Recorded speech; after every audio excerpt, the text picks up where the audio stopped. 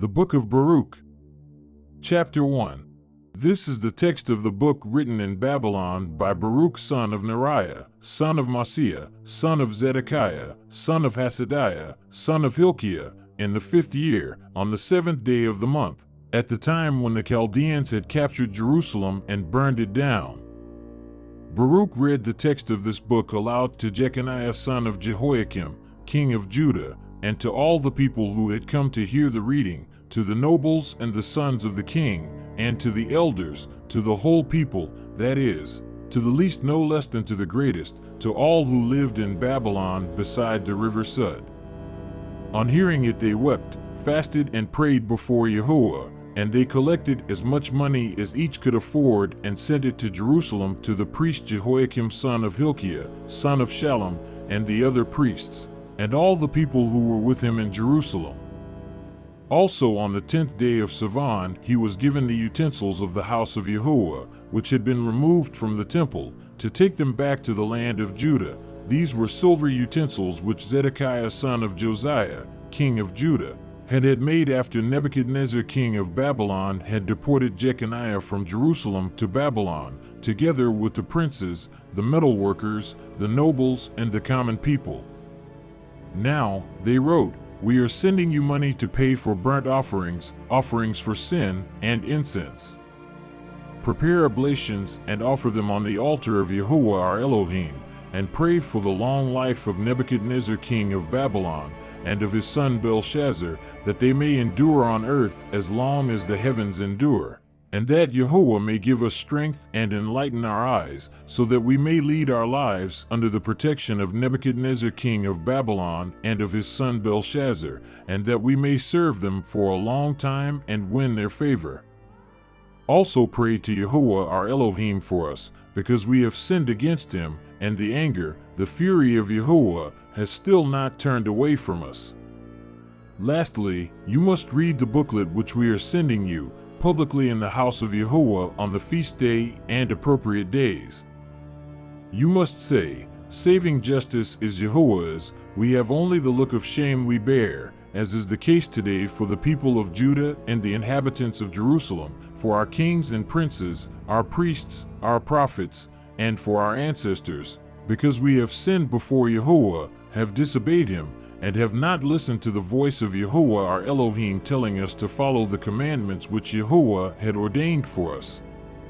From the day when Yahuwah brought our ancestors out of Egypt until today we have been disobedient to Yahuwah our Elohim, we have been disloyal, refusing to listen to his voice. And we are not free even today of the disasters and the curse which Yahuwah pronounced through his servant Moses the day he brought our ancestors out of Egypt to give us a land flowing with milk and honey. We have not listened to the voice of Yahuwah our Elohim and all the words of those prophets he sent us, but, each following the dictates of our evil heart, we have taken to serving alien Elohims, and doing what is displeasing to Yahuwah our Elohim. Chapter 2.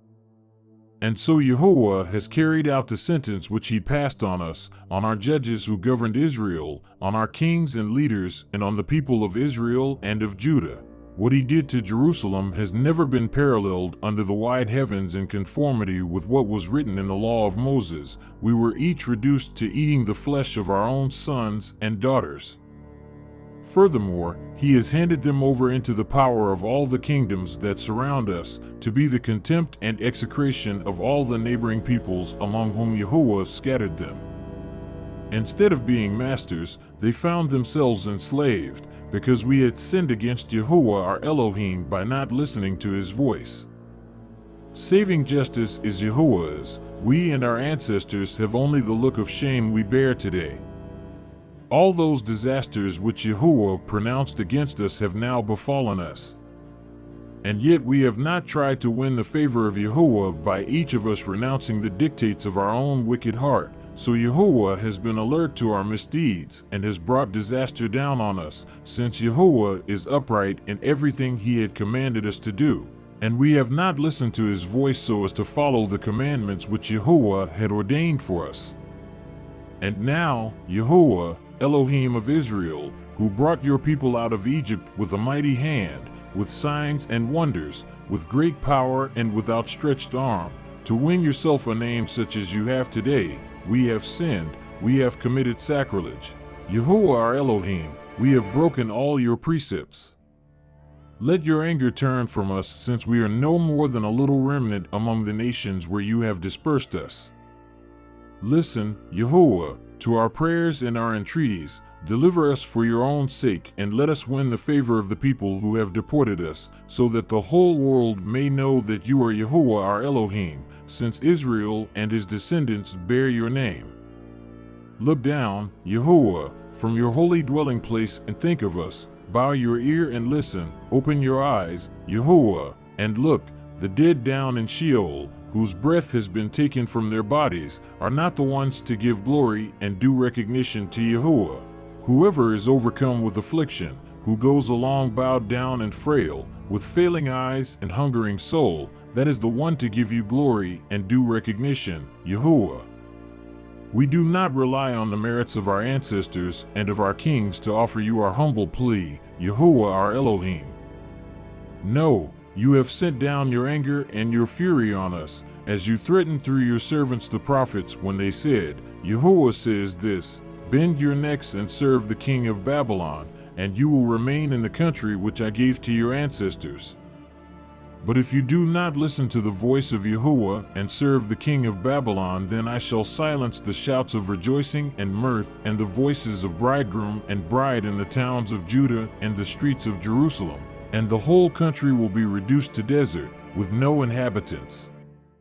But we would not listen to your voice and serve the king of Babylon, and so you carried out what you had threatened through your servants the prophets, that the bones of our kings and of our ancestors would be dragged from their resting places. They were indeed tossed out to the heat of the day and the frost of the night. And people died in dreadful agony, from famine, sword, and plague. And so, because of the wickedness of the house of Israel and the house of Judah, you have made this house, that bears your name, what it is today. And yet, Yahuwah our Elohim, you have treated us in a way worthy of all your goodness and boundless tenderness, just as you had promised through your servant Moses, the day you told him to write your law in the presence of the Israelites, and said, if you do not listen to my voice, this great and innumerable multitude will certainly be reduced to a tiny few among the nations where I shall scatter them. For I knew that, being an obstinate people, they would not listen to me. But in the country of their exile, they will come to themselves and acknowledge that I am Yahuwah their Elohim. I shall give them a heart and an attentive ear, and they will sing my praises in the country of their exile. They will remember my name. They will stop being obstinate and, remembering what became of their ancestors who sinned before Yahuwah, will turn from their evil deeds. Then I shall bring them back to the country which I promised on oath to their ancestors Abraham, Isaac, and Jacob, and make them masters in it. I shall make their numbers grow, they will not dwindle again. And I shall make an everlasting covenant with them, so that I am their Elohim and they are my people. And never again shall I drive my people Israel out of the country which I have given them. Chapter 3. Almighty Yahuwah, Elohim of Israel, a soul in anguish, a troubled heart now cries to you, listen and have pity, Yahuwah, for we have sinned before you. You sit enthroned forever, while we are perishing forever. Almighty Yahuwah, Elohim of Israel, hear the prayer of the dead of Israel, of the children of those who have sinned against you and have not listened to the voice of Yahuwah their Elohim, hence the disasters which dog us. Do not call to mind the misdeeds of our ancestors, but remember instead your power and your name. You are indeed Yahuwah our Elohim, and we will praise you, Go Yahuwah, since you have put respect for you in our hearts to encourage us to call on your name. We long to praise you in our exile, for we have rid our hearts of the wickedness of our ancestors who sinned against you.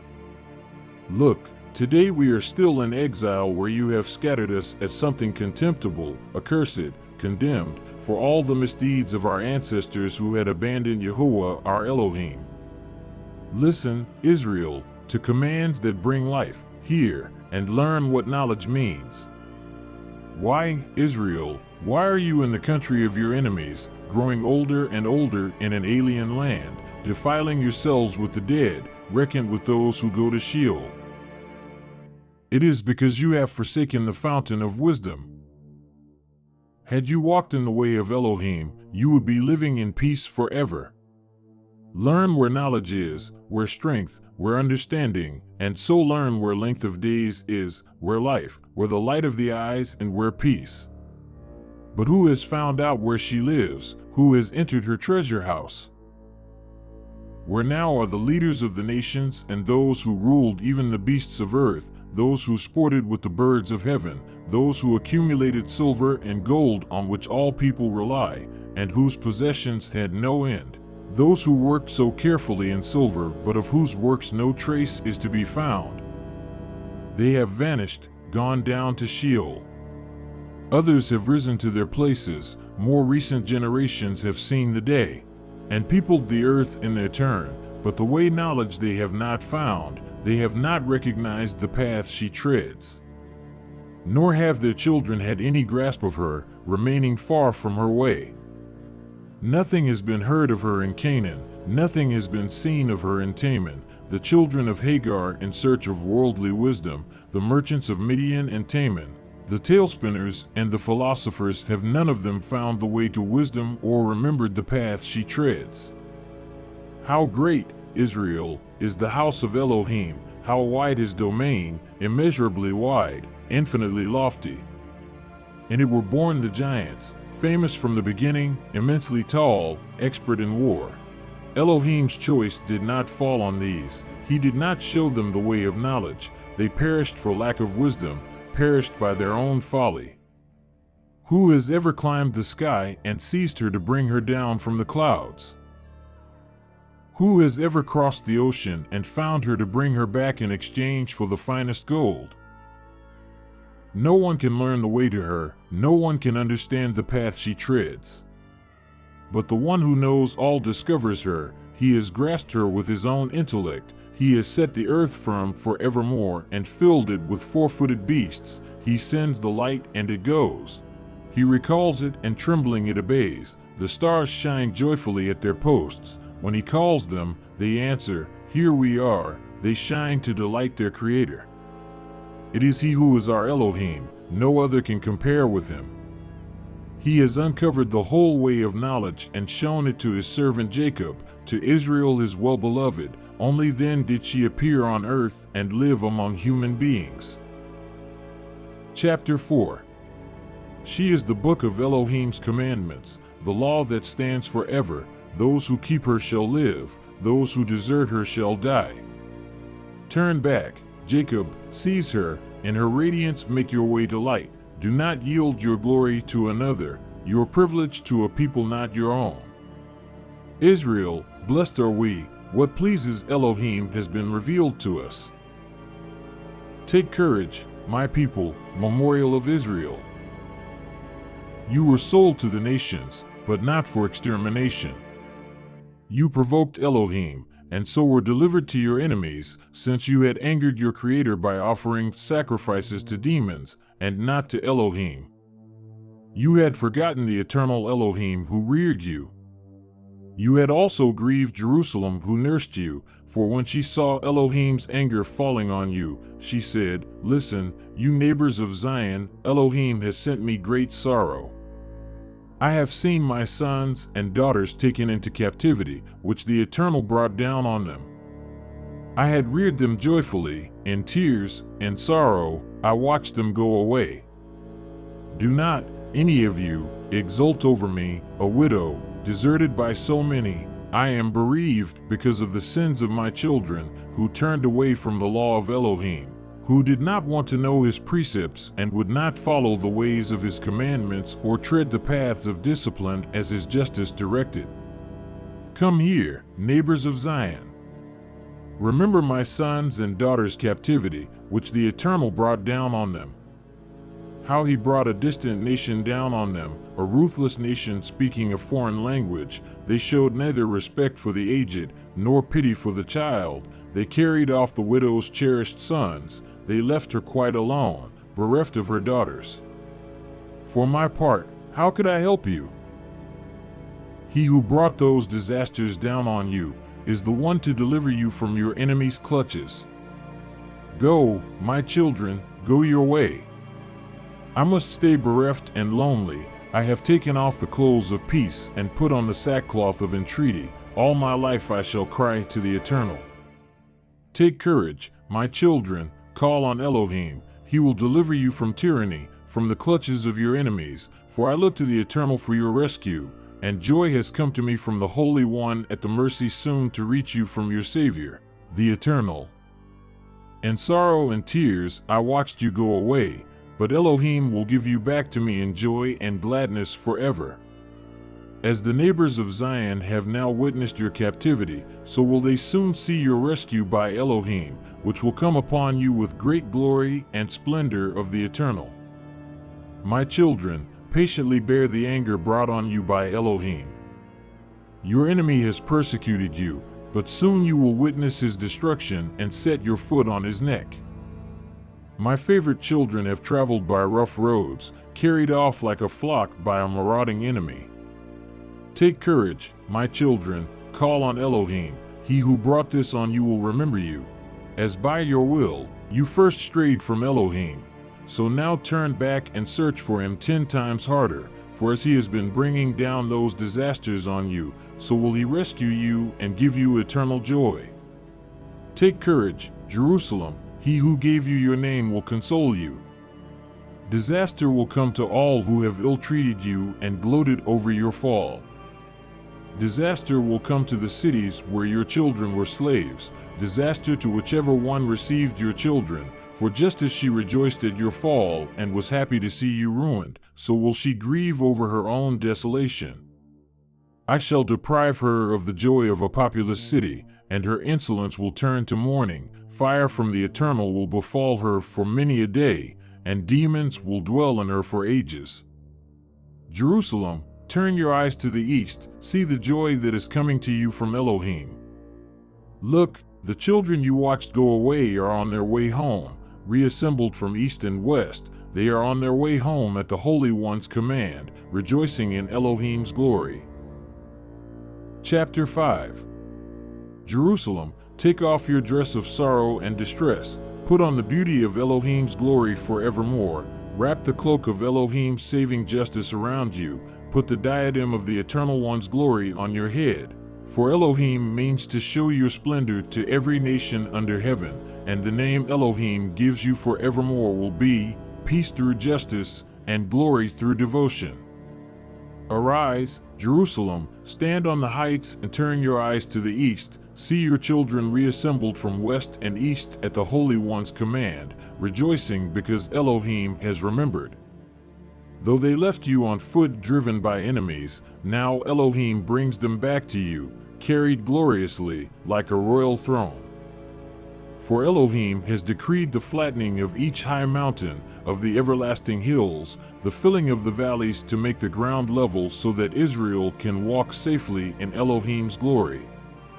And the forests and every fragrant tree will provide shade for Israel at Elohim's command, for Elohim will guide Israel in joy by the light of his glory, with the mercy and saving justice which come from him. A copy of the letter which Jeremiah sent to those about to be led captive to Babylon by the king of the Babylonians, to tell them what he had been commanded by Elohim. Chapter 6. Because of the sins which you have committed before Elohim, you are to be deported to Babylon by Nebuchadnezzar king of the Babylonians. Once you have reached Babylon, you will stay there for many years, as long as 7 generations, after which I shall bring you home in peace. Now in Babylon you will see Elohims made of silver, of gold, of wood, being carried shoulder high, and filling the Gentiles with fear. Be on your guard. Do not imitate the foreigners, do not have any fear of their Elohims as you see their worshippers prostrating themselves before and behind them. Instead, say in your hearts, Master, it is you that we must worship. For my angel is with you, your lives will be in his care. Overlaid with gold and silver, their tongues polished smooth by a craftsman, they are counterfeit and have no power to speak. As though for a girl fond of finery, these people take gold and make crowns for the heads of their Elohims.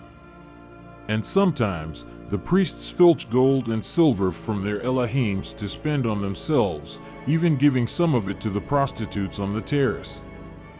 They dress up these Elohims of silver, gold, and wood, and clothes, like human beings. On their own they cannot protect themselves from either tarnish or woodworm. When they have been dressed in purple cloaks, their faces have to be dusted, because of the temple dust which settles thick on them. One holds a scepter like the governor of a province, yet is powerless to put to death anyone who offends him. Another holds sword and mace in his right hand, yet is powerless to defend himself against war or thieves. From this it is evident that they are not Elohims. Do not be afraid of them. Just as a pot in common use becomes useless once it is broken, so are these Elohims enshrined inside their temples. Their eyes are full of dust raised by the feet of those who enter. Just as the doors are locked on all sides on someone who has offended a king and is under sentence of death, so the priests secure the temples of these Elohims with gates and bolts and bars for fear of burglary. They light more lamps for them than they do for themselves, and the Elohim see none of them. They are like one of the temple beams, which are said to be gnawed away from within. The termites creep out of the ground and eat them and their clothes too, and they feel nothing. Their faces are blackened by the smoke that rises from the temple. Bats, swallows, birds of every kind perch on their bodies and heads, and so do cats. From this, you can see for yourselves that they are not Elohims. Do not be afraid of them. The gold with which they are parading their futility before the world is supposed to make them look beautiful, but if someone does not rub off the tarnish, these Elohims will not be shining much on their own, and even while they were being cast, they felt nothing. However much was paid for them, there is still no breath of life in them. Being unable to walk, they have to be carried on men's shoulders, which shows how futile they are. It is humiliating for their worshippers, too, who have to stand them up again if they fall over. Once they have been stood up, they cannot move on their own. If they tilt askew, they cannot right themselves. Offerings made to them might as well be made to the dead. Whatever is sacrificed to them, the priests resell and pocket the profit, while their wives salt down part of it, but give nothing to the poor or to the helpless. As to the sacrifices themselves, why, women during their periods and women in childbed are not afraid to touch them. From all this you can tell that they are not Elohims. Do not be afraid of them. Indeed, how can they even be called Elohims when women do the offering to these Elohims of silver, gold, and wood? In their temples, the priests stay sitting down, their garments torn, heads and beards shaved and heads uncovered. They roar and shriek before their Elohims as people do at funeral feasts. The priests take robes from the Elohims to clothe their own wives and children.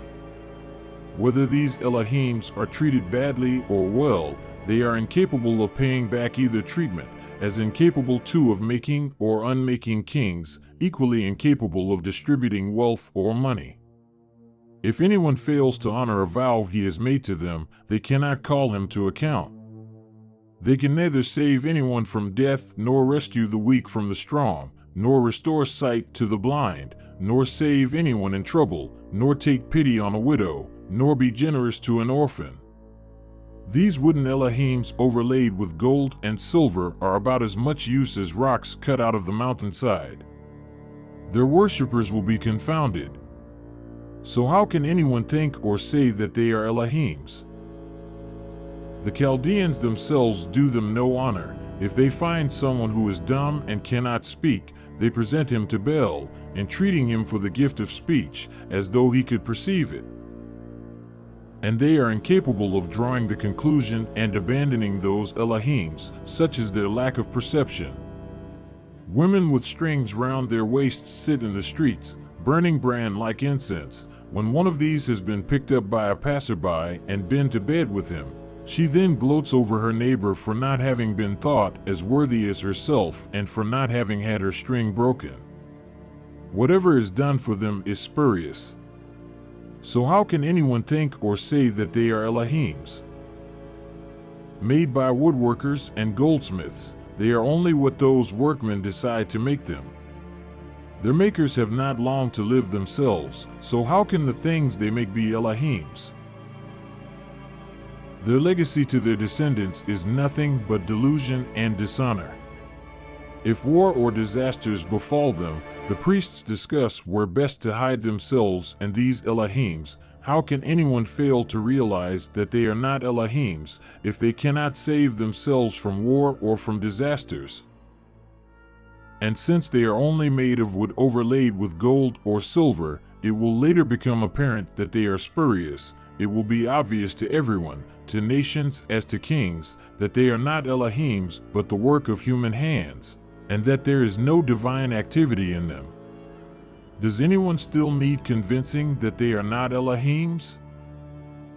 They can neither appoint a king over a country, nor give reign to humankind, nor regulate their own affairs, nor rescue anyone who suffers a wrong. They are as helpless as crows between sky and ground.